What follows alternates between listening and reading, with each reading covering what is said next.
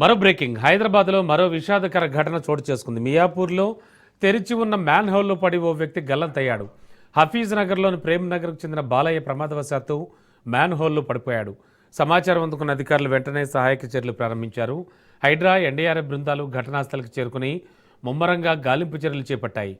భారీ వర్షాల నేపథ్యంలో నగరంలో భద్రతా చర్యలపై మరోసారి ప్రశ్నలు తలెత్తుతున్నాయి.